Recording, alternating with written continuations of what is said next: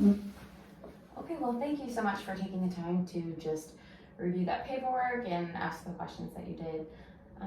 So I read your intake paperwork and read a bit about what you told us over the phone, but I'd just love to hear it from your words. What brings you into counseling?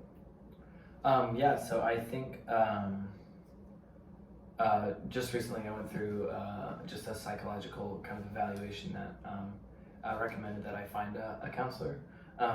And kind of the background for the majority of that is I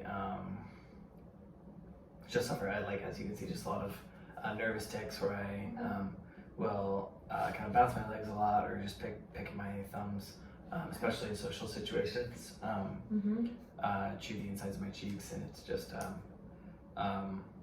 stuff that I kind of treated as habits for a really long time and then wasn't really able to solve with normal bad habit solving tactics. And then on top of that, the other kind of main thing was that it was just I was finding it extremely difficult to initiate tasks at work. So I was just, especially if it was just something like a menial task where I needed to, it could have been something that would take, maybe 20 minutes if I would just sit down and do it. But getting kind of the wherewithal to start the task and then get into it and then complete it was just almost impossible at times. And so just between some of those things, and I guess the third thing to mention is that I do feel just very exhausted and depressed often, and I find that it gets much worse just in the winter time. Okay.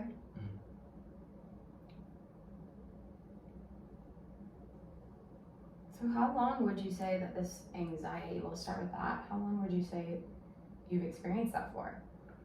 I've been picking at my fingers and just the bouncy legs for as long as I can remember. Okay. Yeah. Okay. And you said you initially thought that it was habits, but now it's kind of transitioned into you're able to identify that it may be associated with anxiety. You said social anxiety. Yeah, I think it happens oftentimes more when I'm in a situation that would make me feel a little bit anxious. Okay. Yeah. Okay.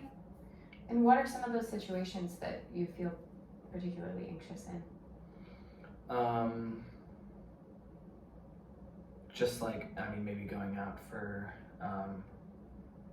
dinner with my wife and we pick a restaurant that's a little outside of our normal comfort zone and it feels like the situation is kind of weird. We feel a little bit more uncomfortable there.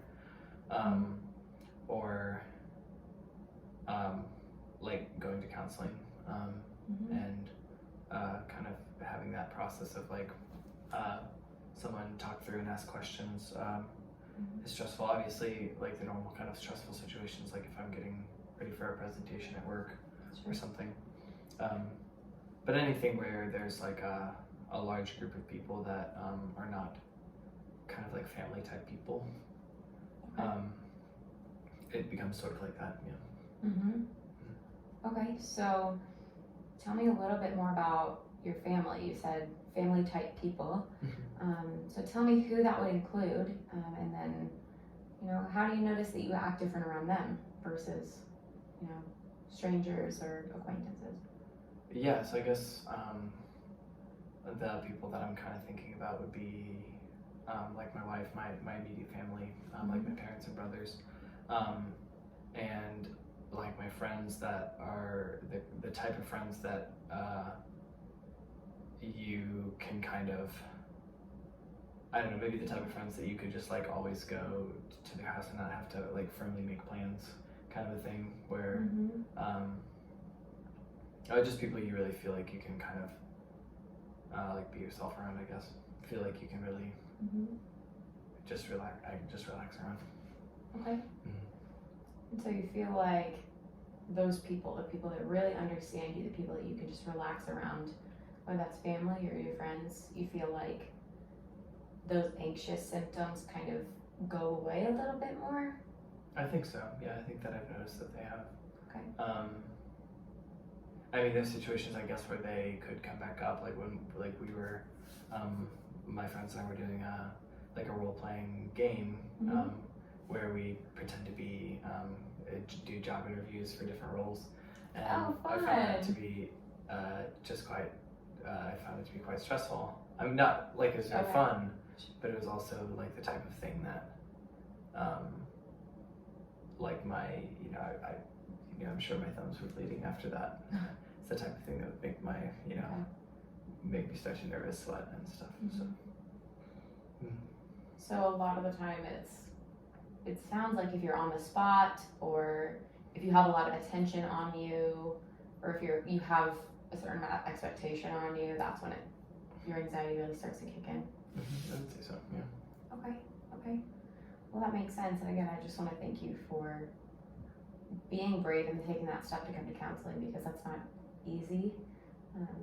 Especially to come here and talk to me. I'm, a stranger like anybody else, but I really appreciate you being open and talking. Thank you. So tell me a little bit more. You mentioned depression, you mentioned constant exhaustion, and you mentioned that sometimes that can be worse in the wintertime. Yeah. So can you explain that a bit more to me? Yeah, I think I would always notice that, I think for a while, and this may be relevant, I guess, because I used to think that fall was my favorite season, and I would just really always look forward to it, and always look forward to the feelings and the sensations and the colors and the way people acted around October and Halloween and stuff like that. And then I think as I got kind of out of college and into my early adulthood, I started to kind of I found myself kind of dreading that time of year, and I didn't know quite why.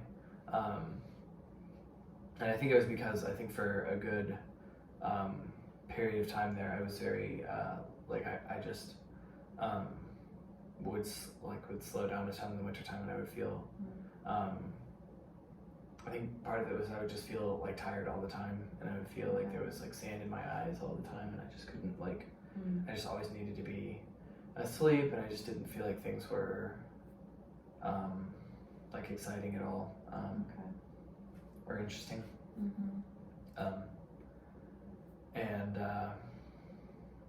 And then I think the first year that I really noticed it was my senior year of college.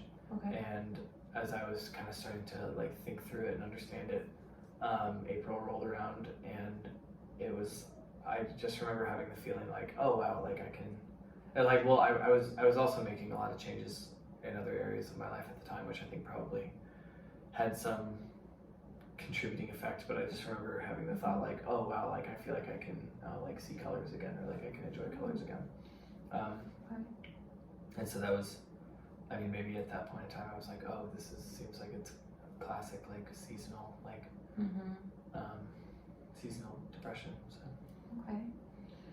Yeah, no, that definitely makes sense. And so when April rolls around and you say that you can see colors again and enjoy that again, and you said that seasonal depression kind of diminishes. So. Or at least it did in that particular year. Yeah. Okay. So what has that looked like since? Has that been recurring every year, or is that? I think so, and I think that, but I think that it's maybe not been quite as bounded to seasonality as I would have wanted it to be. I would want it to be really cut and dry, and then I can just brace myself for it and be ready, and then it's done. But yeah, I think that it tends to come and go. And sometimes I think maybe light is a contributing factor. If it's a particularly cloudy day and I just don't feel like I see any sunshine, then that can be it. But I also just feel like there's just chapters in my life where I fall into a slump where I can't really get a hold of any of the things that I know that I really like, and that hasn't necessarily been completely tied to the seasons.